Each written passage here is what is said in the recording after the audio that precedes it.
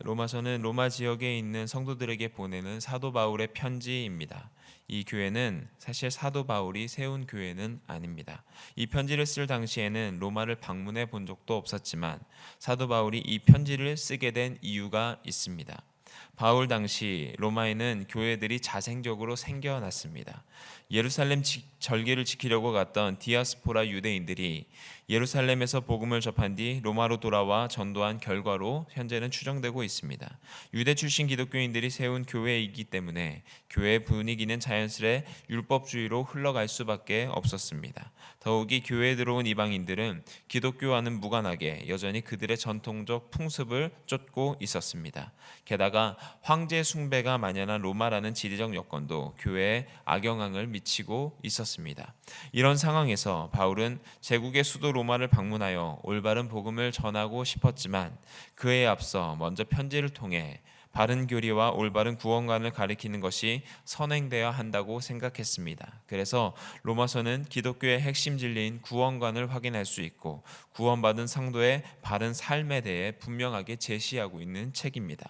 로마서의 내용 구성은 1장의 문안 인사를 시작으로 11장까지 교리에 대한 설명이 있고 12장에서 16장까지에는 이 교리에 대한 실천적인 내용으로 되어 있습니다. 특별히 이 실천적인 내용을 두 가지로 좀 나누어 생각해 본다면 12장에서 15장 13절까지는 성도의 의무에 대해 말했고 오문의 분부부터는 편지의 핵심이라 말할 수 있는 결론 부분이 되는 것입니다. 오늘의 결론 14절에서 사도 바울은 세 번에 관한 칭찬을 합니다. 그 첫 번째 칭찬은 너희가 스스로 선함이 가득하다입니다. 선함이라는 것은 선천적 기질이 그 아이 참 착해 이런 뜻이 아니고 성령의 내주하심을 통해 삶 속에서 나타나게 되는 인격의 성숙함을 의미하는 단어입니다. 인격의 성숙을 충분히 이루었다는 것입니다. 두 번째 칭찬은 모든 지식이 찼다라는 것입니다. 모든 지식으로 번역되어 있어서 이 모든 것을 알기 때문에 이제 더 이상 배울 필요가 없다 이런 의미가 아니라 구원을 얻기 위해 필요한 지식이 충분하다라는 뜻입니다. 그리고 세 번째 칭찬은 능히 서로 권하는 자이다라는 것입니다. 서로라는 단어는 약한 자들과 강한 자들, 즉 유대인들과 이방인들을 가리키는 단어입니다. 선한 마음이 가득하고 모든 지식이 찼기 때문에 믿음과 생활에 필요한 것들을 잘 알기에 서로 권면할 수 있는 것입니다. 데살로니가전서 5장 11절에도 이렇게 말합니다. 그러므로 피차 권면하고 피차 덕을 세우기를 너희가 하는 것 같이 하라. 이런 세 가지 칭찬을 받을 만한 사람이라는 것을 사도 바울이 확신하며 말하고 있습니다. 로마 교회를 향해 사도 바울이 칭찬했습니다. 선함과 지식을 가지고 피차간의 유익이 되게 하는 서로 권하는 모습이 참 아름다워 보입니다. 이 시대에도 반드시 회복되어야 하는 영역입니다. 로마 교회는 바울이 직접 세운 교회가 아님에도 불구하고 내 형제들아라며 친근히 그들을 부릅니다. 모든 성도는 그리스도 안에서 한 형제요 한 자매입니다. 또한 이 세상의 모든 교회는 그리스도를 머리로 하는 네트워크 공동체입니다.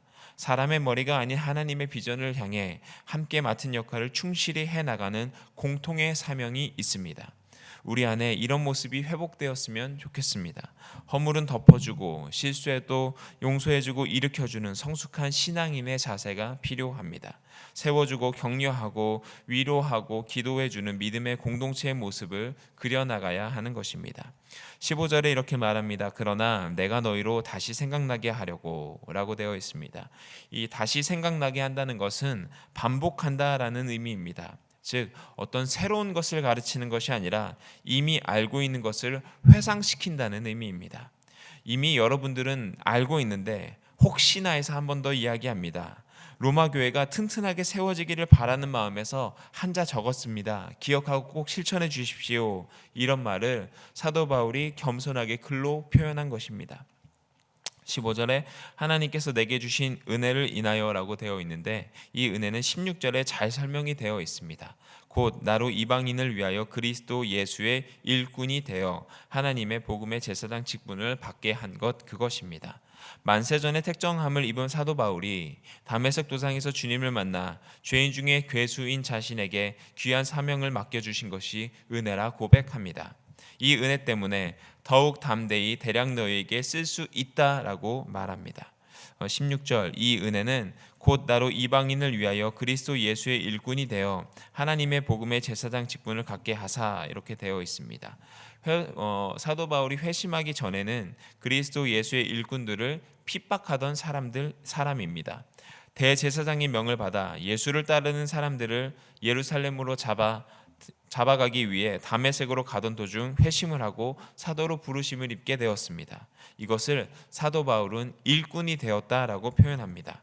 이 일꾼에 해당하는 헬라어 레이투르고는 하나님에 의해서 임명된 일꾼을 뜻하는 단어입니다. 즉 사도 바울은 자기 자신이 그리스도에 의해 임명을 받은 그리스도의 일꾼이라고 말하는 것입니다.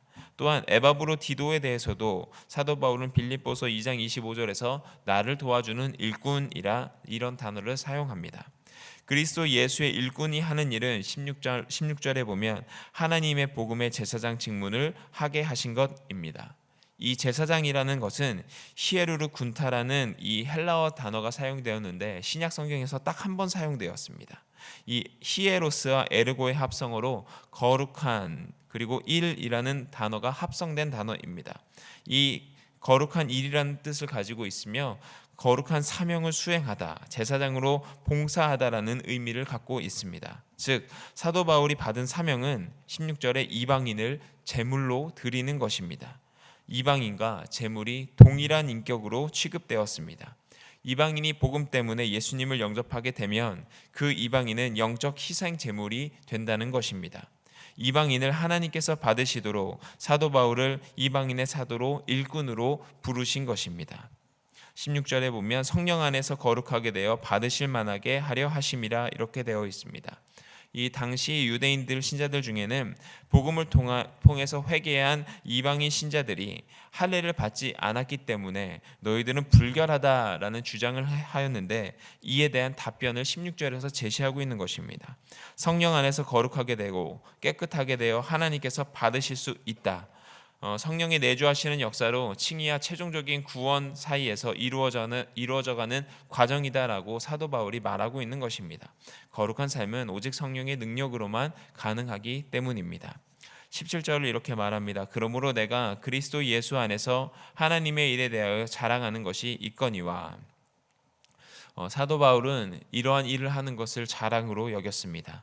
이방인들이 복음을 순종함으로 하나님께 드려진 것을 자랑스럽게 여겼습니다. 바울이 신약성경 곳곳에서 다른 사람을 그리스도께로 인도하는 도구로서의 축복받은 삶에 대한 것을 여러 가지로 표현했는데 특별히 데살로니가전서 2장 19절에서는 이렇게 말합니다.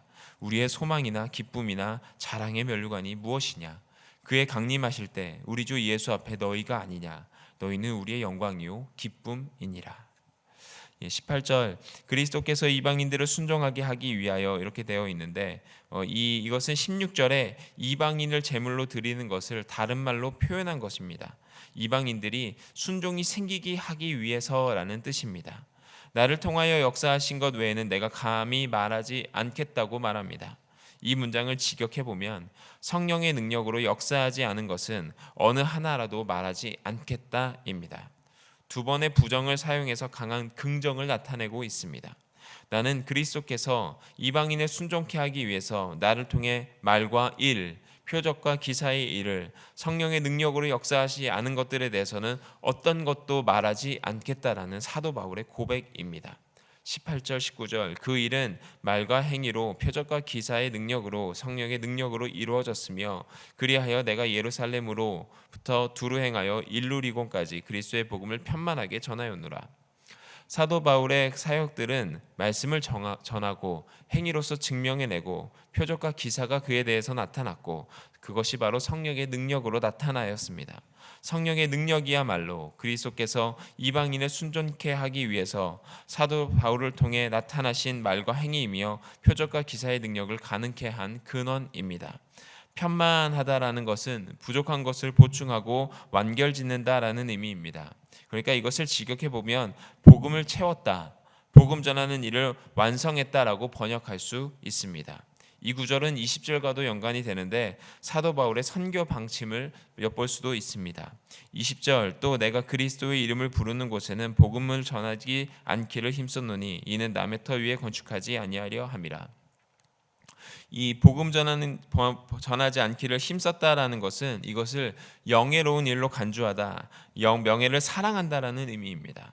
그러니까 사도 바울이 복음 전하는 것을 영예로운 일로 여겼고 이 일을 사랑했으며 최선을 다했음을 알 수 있습니다.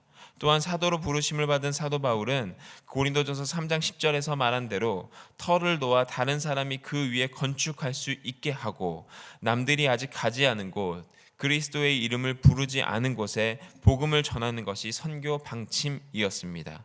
21절에도 동일하게 나타났는데 기록된 바 주의 소식을 받지 못한 자들이 볼 것이요 듣지 못한 자들이 깨달으리라 함과 같으니라.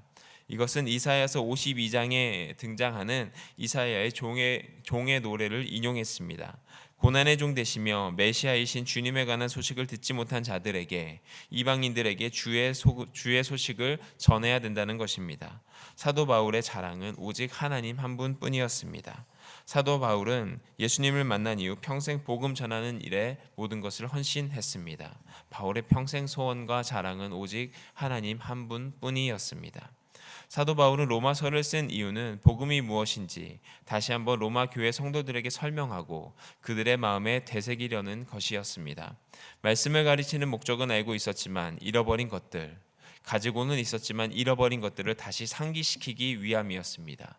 믿음의 본질을 회복시키는 것이었습니다. 하나님께서 사도 바울을 부르시어 이방인을 위한 사도로 삼으셨습니다. 복음을 위한 제사장으로 부르셨습니다.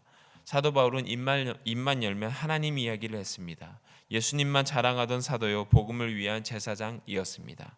우리들도 입만 열면 하나님 이야기, 예수님 자랑, 십자가의 사랑을 말하는 공동체가 되어야 합니다. 로마 교회의 성도에게 하나님의 백성다운 너그러움과 선함이 있고 풍성한 지식도 있었으며 또한 서로 권면할 만한 분별력도 있었습니다.